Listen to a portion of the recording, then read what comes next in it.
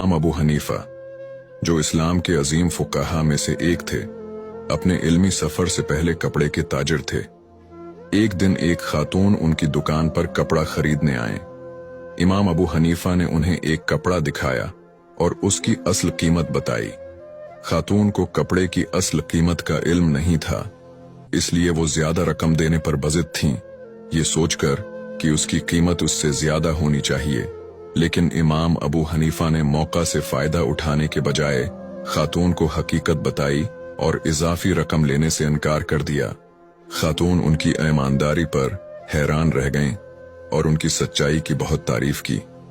किसी ने इमाम अबू हनीफा से पूछा कि जब खातून खुद ज्यादा पैसे देने पर राजी थीं, तो उन्होंने वो क्यों न लिए?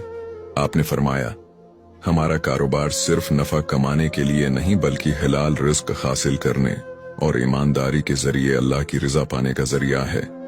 सबक कारोबार में ईमानदारी जिंदगी में बरकत लाती है। इस्लाम में दियानतदारी और मुनसिफाना तिजारत की तालीम दी गई है। हमें हमेशा सच बोलना चाहिए, चाहे हमें ज्यादा नफा कमाने का मौका ही क्यों न मिले।